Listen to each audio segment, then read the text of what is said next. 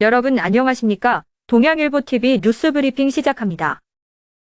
5일 더불어민주당 이재명 대표가 이날 최고위원 회의에서 민주당 혁신기구를 맡아서 이끌 책임자로 이래경 다른 백년 명예이사장을 모시기로 했다고 밝혔습니다. 이어 명칭과 역할 등에 대한 것은 모두 혁신기구에 전적으로 맡기겠다며 전권위임을 시사했는데요. 1954년생인 이 이사장은 서울대 금속공학부를 나와 민주화운동 청년연합 발기인으로 참여, 초대 상임위원을 맡았습니다. 이후 한반도재단 이사 및 운영위원장, 사단법인 일촌공동체 명예회장, 사단법인 복지국가소사이어티 공동대표 등을 역임했는데요. 현재 주권자전국회 상임공동대표도 맡고 있습니다. 혁신위원장 인선이 완료됨에 따라 기구 공식 출범은 금주 내로 이뤄질 전망인데요. 다만 이 이사장의 정치, 국제연안 등과 관련한 과거 발언을 두고 극좌 편향 반미 성형 논란도 불거졌습니다. 북한이 천안함을 폭침했다는 정부 입장을 반박하며 미국 조작설을 제기하고 윤석열 대통령에 대해서는 윤가라는 호칭을 쓰며 강한 반감을 드러내왔는데요. 권칠승 수석대변인은 이런 발언 논란에 대해 자유인으로서 본인의 정치적 의사를 자유롭게 표현한 것이라며 공당 혁신위원장이 되면 언어에 대한 조절이 충분히 있을 것으로 본다고 말했습니다. 러시아를 향해 대반격을 준비해온 우크라이나가 드디어 영토 수복을 위한 대대적 공세에 나서는 모습입니다. 겨울철 양측의 발목을 잡았던 우크라이나의 드넓은 진흙탕벌이 다시 단단하게 다져진 데다 서방에서 제공받은 장거리 미사일과 주력 탱크 등으로 전력 보강까지 이뤄지며 만반의 준비태세가 갖춰졌다는 평가가 나오는데요. 현지 시간 5일 주요 외신 보도를 종합하면 우크라이나군은 전날부터 주요 전선에서 동시다발적인 공격을 시작했습니다. 우크라이나군은 전날 동부 도네츠크주 여러 지점에서 전차 및 기계화 보병 부대로 러시아군을 타격했는데요.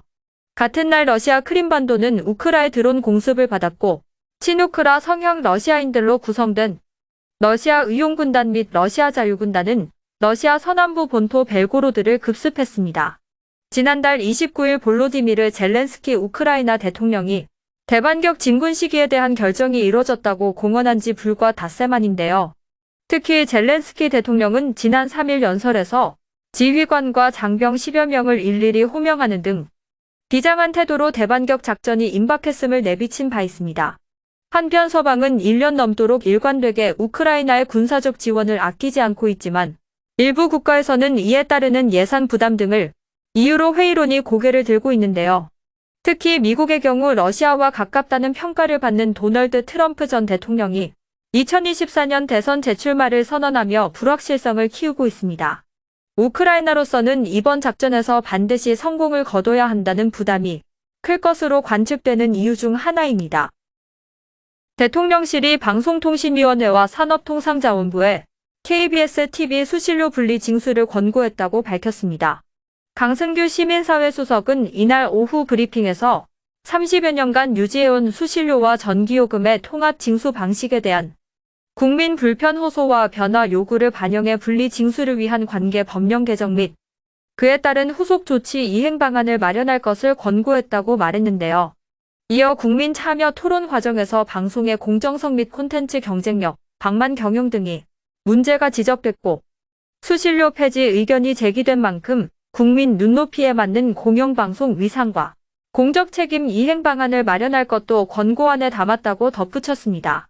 앞서 대통령실은 지난 3월 9일부터 한 달 동안 TV 수신료 징수 방식을 국민 참여 토론에 붙인 결과 총 투표수 58,251표 중 약 97%가 분리 징수에 찬성했다고 밝혔습니다.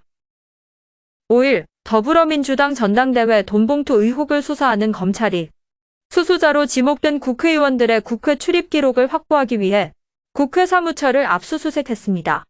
서울중앙지검 반부패수사이부는 이날 오전 국회 사무처에 검사와 수사관을 보내 2021년 전당대회 당시 송영길 전 대표 경선 캠프에 속해 있던 의원 10여 명에 대한 국회 본청, 의원회관 출입 기록을 확보하기 위한 것인데요. 이번 압수수색은 검찰이 녹취 파일, 관련자 진술 등을 토대로 수수자 군으로 좁힌 의원들의 동선을 확인해 교차 검증하기 위한 차원입니다. 검찰 관계자는 이번에는 좀 더 상세하게 자료를 요청했다며 수수자로 좁혀진 의원들의 상세한 출입 내역을 확보하는 것이 압수수색의 목적이라고 밝혔습니다. 마동석 주연의 액션 영화 범죄도시3가 개봉 이후 첫 주말에만 280만 명이 넘는 관객을 모으며 흥행 가도를 달리고 있습니다. 5일 영화관 입장권 통합전 산망에 따르면 범죄도시3는 지난 2일에서 4일 사흘간 281만 7천여 명을 모아 압도적인 박스오피스 1위를 기록했는데요. 올해 들어 하루 관객 수 100만 명을 넘긴 한국 영화는 범죄도시3가 처음입니다. 지난 주말 범죄도시3의 매출액 점유율은 87.6%에 달했는데요. 관객 10명 중 9명꼴로 이 영화를 선택한 것입니다. 지난달 31일 개봉한 이 영화의 누적 관객 수는 451만 2천여 명으로 늘어났는데요. 현재 추세가 꺾이지 않는다면 범죄도시3가 전작인 범죄도시2처럼 천만 영화의 반열에 들어서는 것도 가능해 보입니다. 지금까지 동양일보TV 뉴스브리핑이었습니다.